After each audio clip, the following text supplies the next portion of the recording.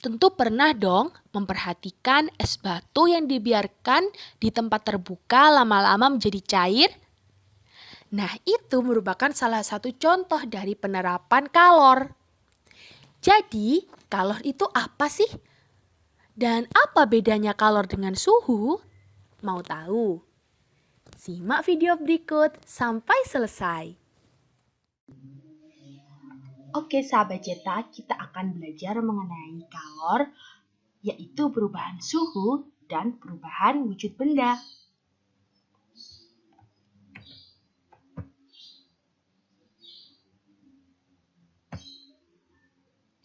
Pengertian kalor. Di sini kita akan belajar terlebih dahulu mengenai perbedaan kalor dengan suhu dan juga panas.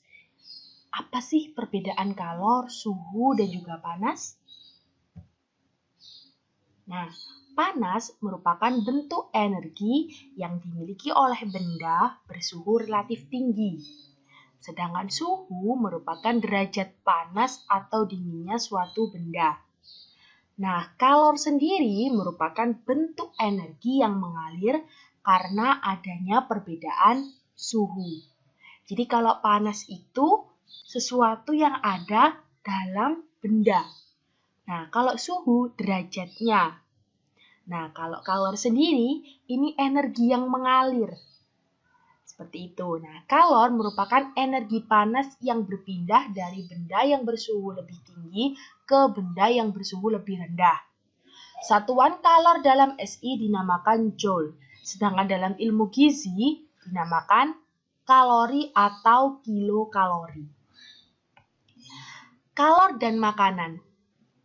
Sahabat cetak tentu pernah dong mengukur atau menghitung berapa kalori yang kita makan di sarapan pagi hari. Dari mulai nasinya, sayur mayurnya, lauk, susu, dan lain sebagainya.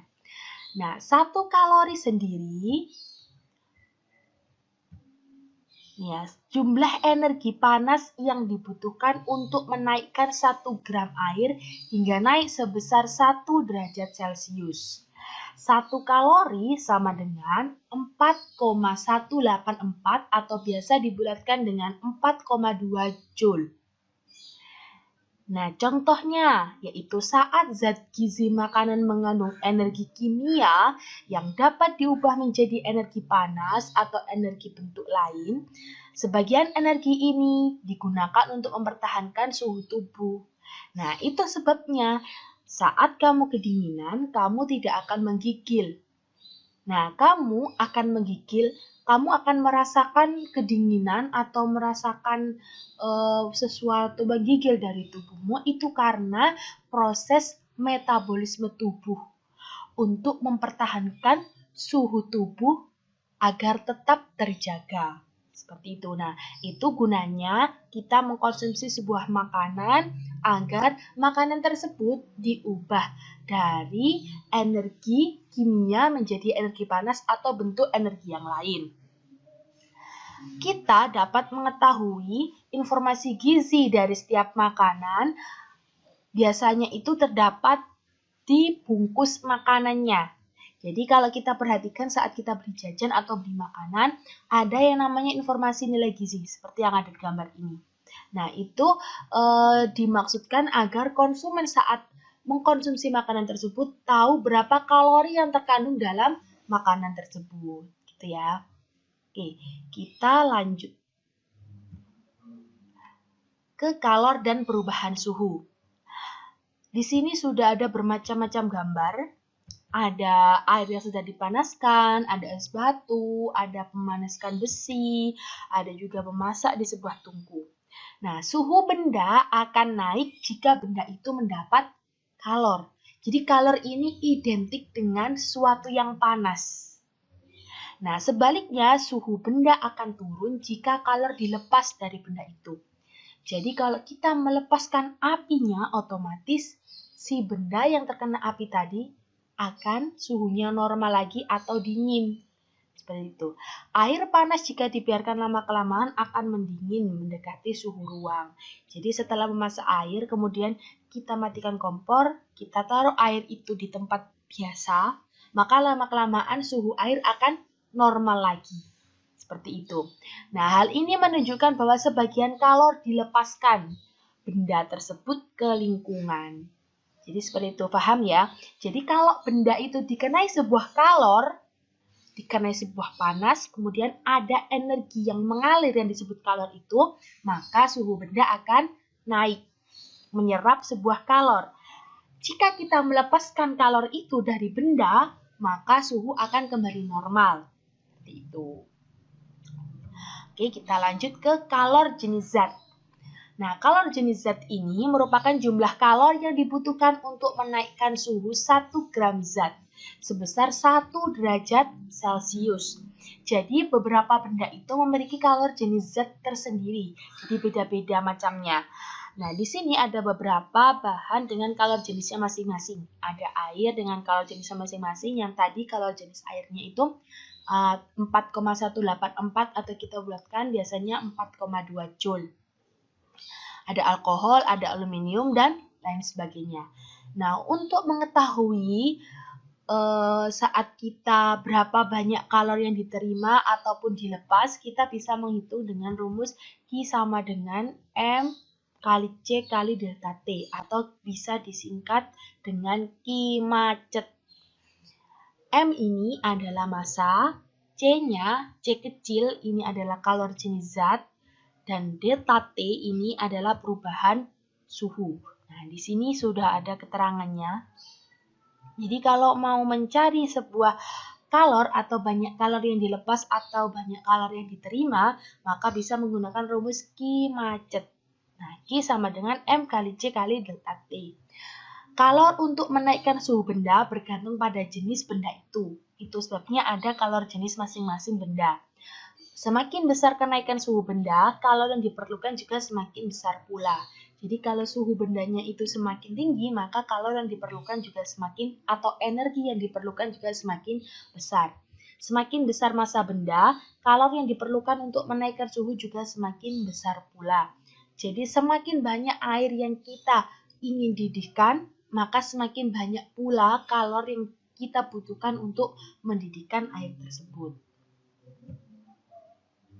Nah, ini merupakan contoh soal dari penerapan rumus Q macet.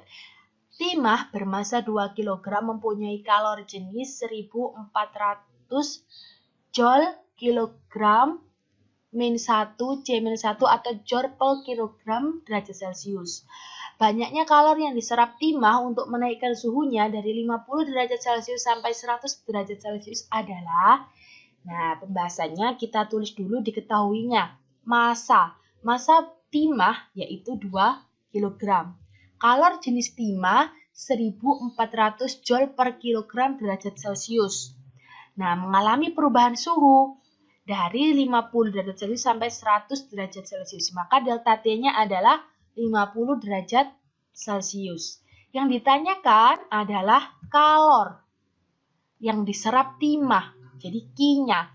Langsung menggunakan rumus Q sama dengan MC delta T. M-nya dimasukkan massanya 2 kg, C-nya dimasukkan 1400, kemudian delta T-nya 50. Sehingga tinggal dikalikan semuanya ketemu 140.000 joule.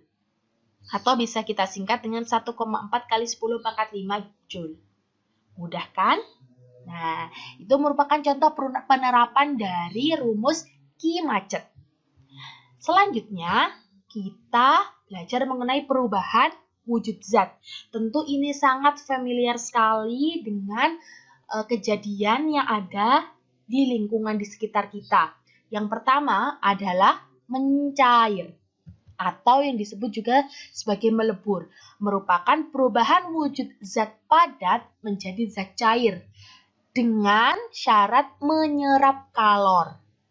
Nah, jadi tadi di awal sudah dijelaskan bahwa ketika benda dikenai sebuah kalor, ada energi yang mengalir berupa kalor itu tadi, maka suhu benda akan naik sehingga menyebabkan benda itu semakin panas. Seperti itu. Nah, kalau dilepaskan kalor itu, maka suhunya normal kembali. Nah, gitu ya. Contohnya seperti apa? Contohnya di sini sudah jelas ada es krim yang mencair, dibiarkan di tempat terbuka. Kemudian ada lilin yang mencair. Nah, selanjutnya jika ada mencair tentu ada membeku, ini pasangannya. Membeku merupakan perubahan wujud zat cair menjadi zat padat dengan cara melepas kalor.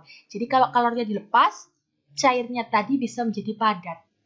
Nah, contohnya yaitu pada es batu, pembuatan es batu yang awalnya itu bersifat cair, air yang cair dimasukkan ke dalam freezer dengan suhu yang relatif rendah di freezer tadi, maka lama-kelamaan akan membeku. Contoh lainnya adalah saat kita membuat agar-agar.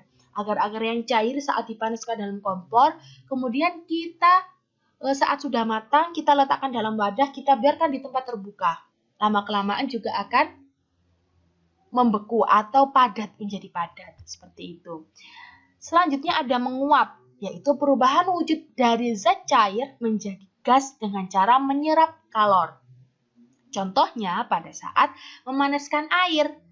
Pada saat memanaskan air kan cair. Kemudian saat mendidih tentu kan ada uapnya. Nah, uapnya itu merupakan contoh dari peristiwa menguap karena ada penyerapan kalor. Selanjutnya ada mengembun. Perubahan wujud dari gas menjadi zat cair dengan cara melepas kalor. Contohnya, kita bisa lihat pada di pagi hari.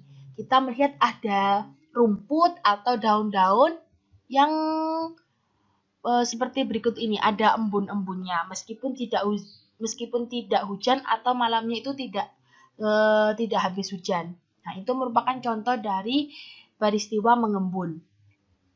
Ada juga mengkristal atau deposisi, merupakan perubahan wujud dari gas menjadi padat dengan cara melepas kalor.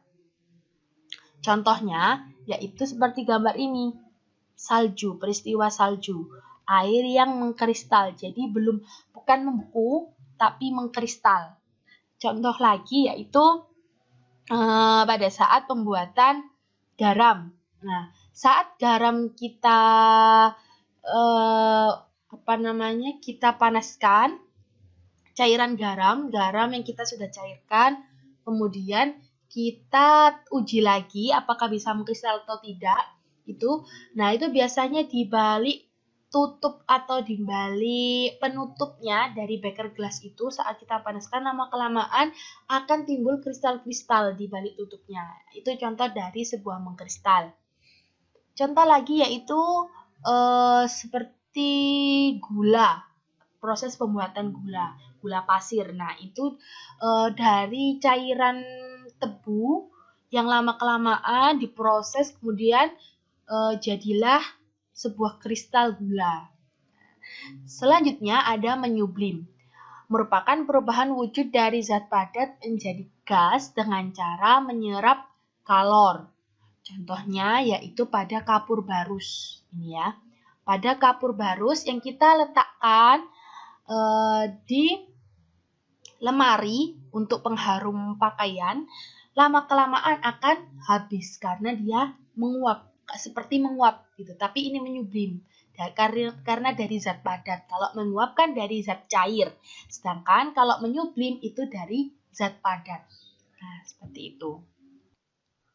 Oke, kita lanjut ke slide selanjutnya ya. Kalor laten. Kalor laten merupakan kalor untuk mengubah wujud zat. Jadi, yang tadi kan ada perubahan wujud zat. Nah, kalor yang diperlukan ini dinamakan kalor laten. Nah, kalor laten sendiri itu ada dua macam, yaitu ada kalor penguapan, disimbolkan dengan huruf U, dan juga ada kalor lebur, disimbolkan dengan huruf L. Nah, satuannya yaitu joule per kilogram. Nah, setiap benda memiliki kalor uap dan juga kalor lebur yang berbeda-beda. Contoh soalnya yaitu berapa kalor yang dibutuhkan untuk meleburkan 5 kg air dalam keadaan beku atau es batu. Jika kalor lebur airnya yaitu 336.000 joule per kilogram. Jadi langsung saja kita tulis diketahuinya yaitu massa 5 kg. Kalor lebur air kita simbolkan dengan L air yaitu 336.000 joule per kilogram. Kita singkat menjadi 3,36 kali 10 pangkat 5. Yang ditanyakan adalah Q, yaitu berapa kalori yang diperlukan. Seperti itu. Langsung karena di sini adalah ada kalor leburnya, jelas menggunakan rumus Q sama dengan M kali L. Kita masukkan masanya 5 kg, kemudian L-nya, L air, kita masukkan. Kemudian 5 kita kalikan 3,36, ketemu 16,8 kali 10 pangkat 5. Kita buat dua angka di belakang koma, yaitu 1,68 kali 10 pangkat 6 Joule. Jadi kalori yang diperlukan untuk meleburkan 5 kg air, yaitu 1,68 kali 10 pangkat 6 Joule. Nah, sampai di sini paham? Oke, sahabat Cita, itu tadi merupakan penjelasan kalor mengenai perubahan suhu dan juga perubahan wujud zat yang di dalamnya juga menjelaskan mengenai bagaimana cara kita mengetahui banyaknya kalori yang diserap atau kalori yang dilepaskan. Seperti itu. Untuk part yang kedua, kita nanti akan belajar mengenai konduksi, konveksi, dan juga radiasi yang merupakan penerapan juga dari kalor.